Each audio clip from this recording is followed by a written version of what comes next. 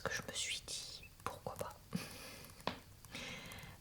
Comme vous le savez, sur ma chaîne, je trouve que tout peut être potentiellement intéressant. Donc j'ai voulu tester ce livre. Dans cette vidéo, je vais donc feuilleter le livre et vous montrer quelques extraits du texte comme des images. Évidemment, on ne regardera pas tout pour des raisons de droit d'auteur. Le but étant de vous relaxer, informer et je fais très souvent ce genre de vidéos sur ma chaîne. Donc vous pourrez retrouver en barre d'infos, commentaires épinglés et dans le i en haut de l'écran le lien vers d'autres vidéos du type si jamais ça vous tente. Voilà, il me semble avoir tout dit pour l'introduction.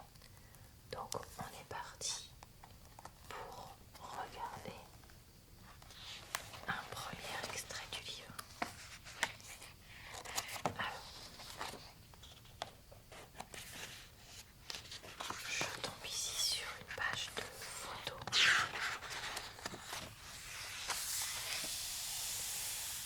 avec ici donc des légendes de photographie. Ok. Et là du texte. Donc c'est vrai que j'ai l'impression que le livre, oui voilà c'est ça, alterne avec donc des pages de texte pur comme là et des feuillets de photographie.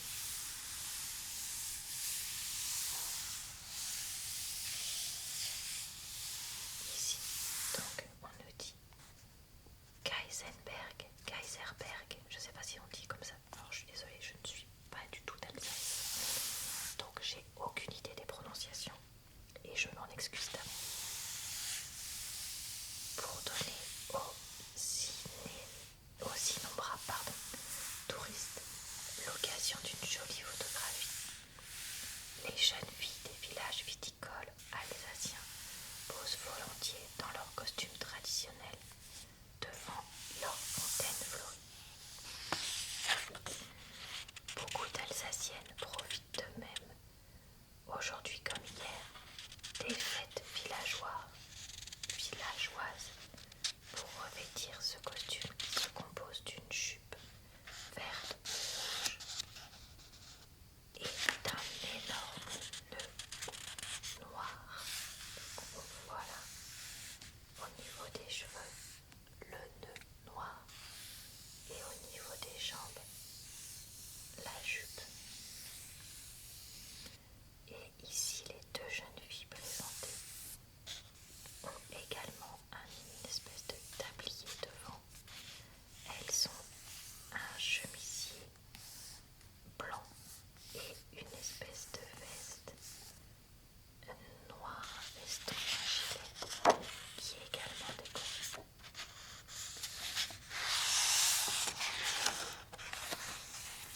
Et là, ici, j'ai l'impression de voir des tonneaux ou des cuves, je ne sais pas comment vous voudriez appeler ça, remplis de raisins. Sur la photo, il semble couleur rosée, mais je ne suis pas sûre que ce soit le cas. On a un homme qui est penché et qui est en train de vider le tonneau qu'il a au dos de raisin dans celui-ci qui est vide. On a ici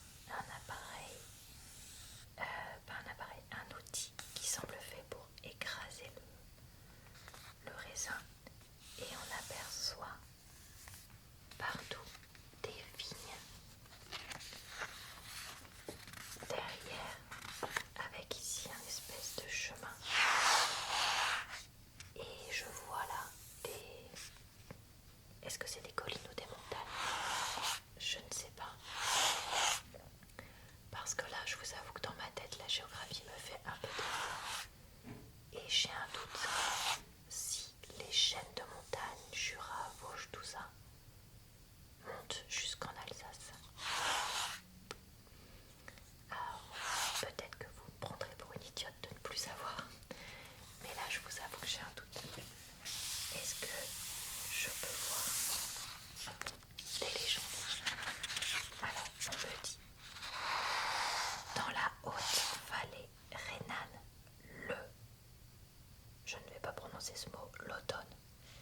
est non seulement une saison, mais aussi une activité qui signifie vendanger. D'un coup d'épaule énergique, le hauteur déverse les grappes coupées dans des cuves en bois, puis les raisins sont égrappés et vraiment pressés.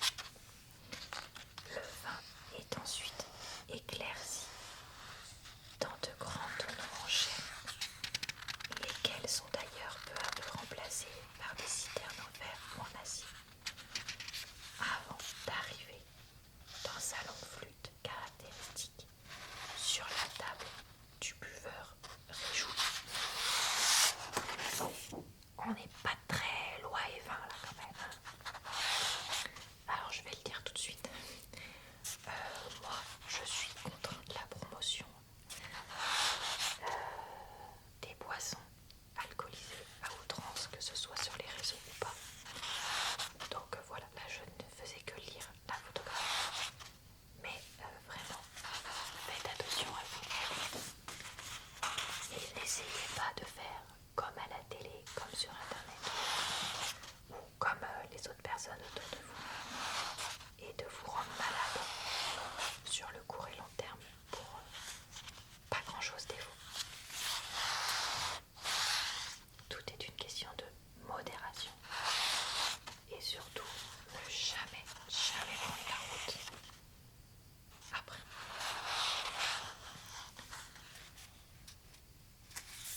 Mais comme la paix retrouvée aidait à la guérison des blessures occasionnées par les conflits politiques et religieux, l'agriculture, l'artisanat, l'art et la toute nouvelle industrie purent se développer vigoureusement tout au long du XVIIIe siècle. Bon bah écoutez, je pense qu'on peut passer à notre extrait. Alors, là j'arrive dans l'Alsace d'aujourd'hui. Alors bon, je rigole parce que c'est l'Alsace d'il y a plus de 40 ans. Donc forcément, vous vous doutez bien que je vais être dépassée. Ici, je trace le port de ce dessin avec cet édifice qui est représenté, on nous dit, avec sa flèche haute de 142 mètres. La cathédrale de Strasbourg fut longtemps le plus haut édifice religieux d'Europe.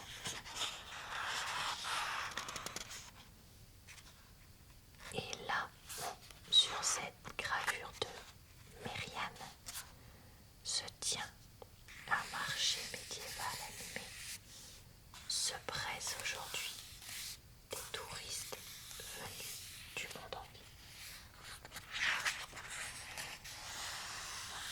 Ah, et j'ai l'impression qu'on va avoir d'autres choses peut-être sur la cathédrale. Là j'ai l'Alsace d'aujourd'hui. Et avant,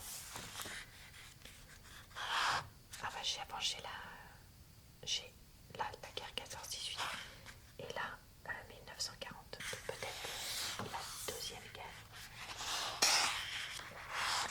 C'est sûr que ça fait partie des départements où je pense qu'il y a beaucoup à dire sur ces périodes.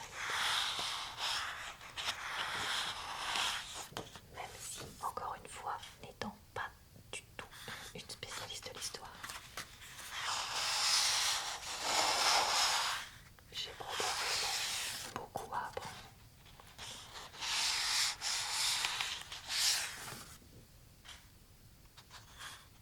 Et devenir un front était bien le sort de l'Alsace dans cette première guerre mondiale qui venait d'éclater, et que de 1914 à 1918, les puissants n'eurent pas même à imposer au peuple de la presque totalité de l'Europe.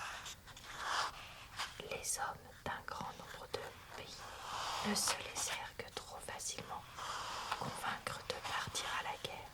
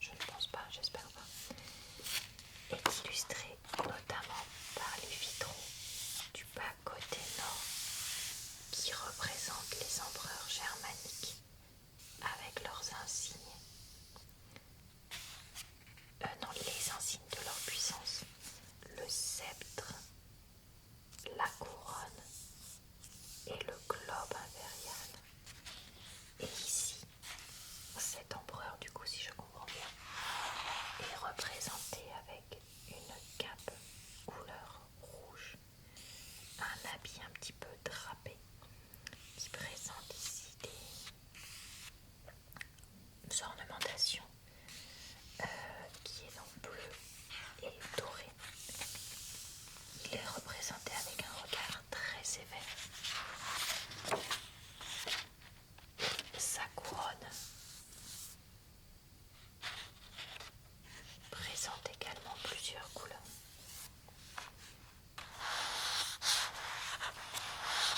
Franchement, c'est le genre que je trouve toujours très intéressant. Même si, bon, je me doute qu'il y a des choses qui sont dépassées. Après, peut-être que l'interprétation de certains vitraux est dépassée, mais le vitrail en lui-même, le fait de l'admirer, c'est toujours... c'est intemporel. Je ne sais pas si j'en ai déjà parlé sur ma chaîne, possiblement non. Mais j'adore les vitraux. Ne me demandez pas pourquoi. Ce côté artistique de verre coloré dans lesquels passe la lumière pour faire une image, j'adore ça. J'aime beaucoup les vitraux modernes, qu'ils soient à connotation religieuse ou pas. Je trouve ça fascinant. Et c'est vrai que avoir un livre en cadeau avec plein de photos de vitraux et des explications, ce serait le genre de choses qui me ravit.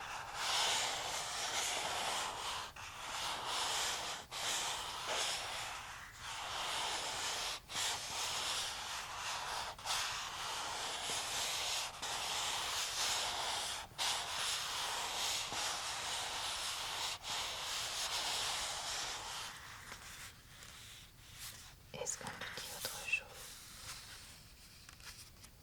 Parce que je voudrais essayer de lire des trucs qui sont... Parce que j'ai l'impression que c'est un peu à charge.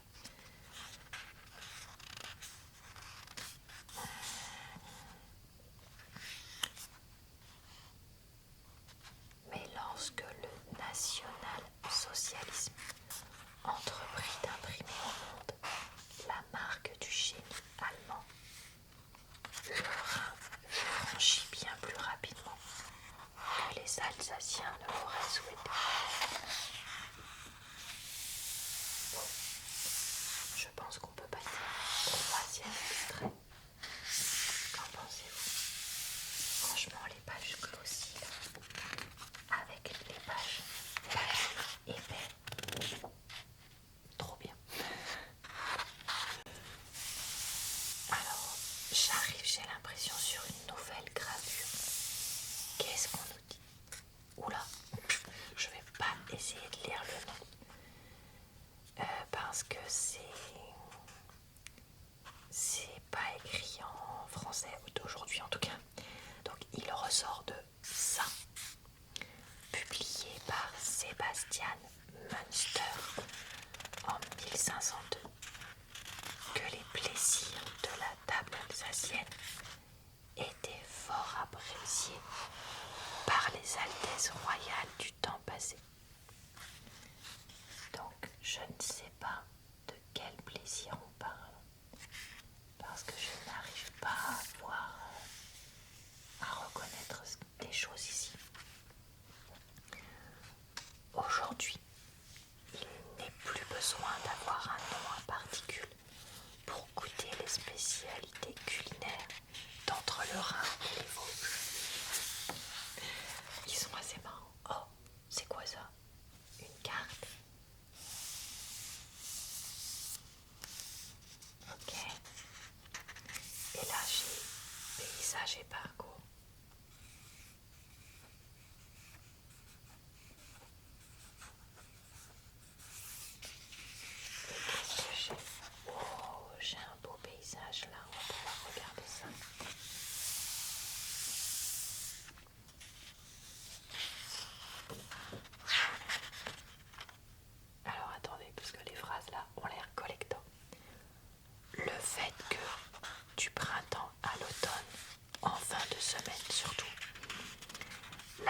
Alsace voit défiler un cortège ininterrompu de voitures s'explique aisément. Car outre les plaisirs de sa table et le romantisme de ses idylliques maisons à port de bois, c'est avant tout l'attrait de ces paysages qui incite le visiteur à la découverte. Je me permets une petite note. N'était-ce pas, puisque ce n'est pas d'aujourd'hui, également des infrastructures pour les véhicules insuffisantes si c'est complètement... Enfin, s'il y a un cortège ininterrompu, probablement donc des bouchons. Peut-être pas. Alors, ici... Bon, je vais essayer de prononcer, vous allez encore rigoler. Riquewir. S'il est une cité viticole alsacienne qui mérite le premier rang, c'est sans conteste celle-ci, qui semble se confondre avec le vignoble environnant, où l'on produit l'un des meilleurs vins d'Alsace et qui, tous les dimanches, est entièrement livré au tourisme, ce dont on ne saurait s'étonner, eu égard à la richesse de ses abords. Et donc là, on voit des champs de vignobles. Est-ce qu'on dit des champs de vigne ou est-ce qu'on dit forcément des vignobles? N'hésitez pas à me raconter en commentaire. Avec ici un petit village et derrière encore, alors des zones vertes. Est-ce encore des vignobles ou est-ce d'autres types d'agriculture? Je ne sais pas. Et on voit un petit peu de bocage. Je ne sais pas si c'est encore le cas parce que plus les années ont passé, moins on en a eu. Nous, dans le nord-ouest, on en a toujours gardé un peu. Et évidemment, c'est revenu ces dernières années.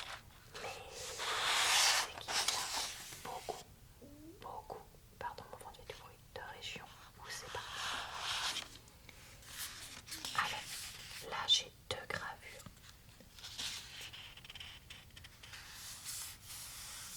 Avec ici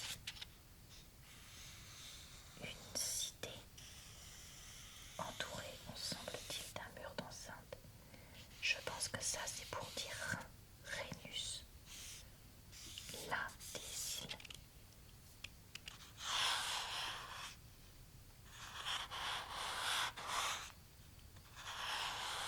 Et là c'est la ville de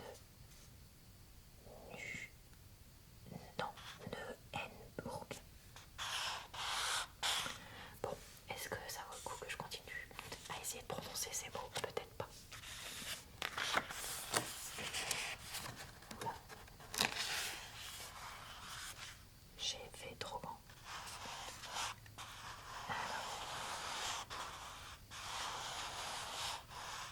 Oula, mais on nous parle des vins de façon très détaillée. De nos jours, donc je répète, il y a plus de 40 ans, 50 000 familles de viticulteurs alsaciens produisent à temps complet ou partiel environ 100 millions de bouteilles de vin. Les flûtes vertes et élancées que les amateurs connaissent bien par an. Près d'un cinquième de cette production est exportée.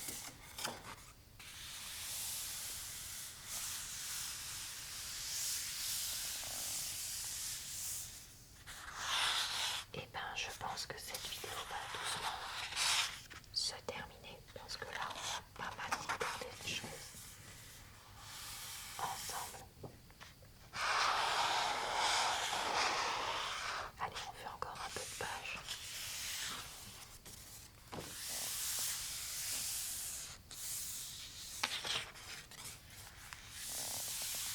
Voilà. Le livre grince. Et bah écoutez,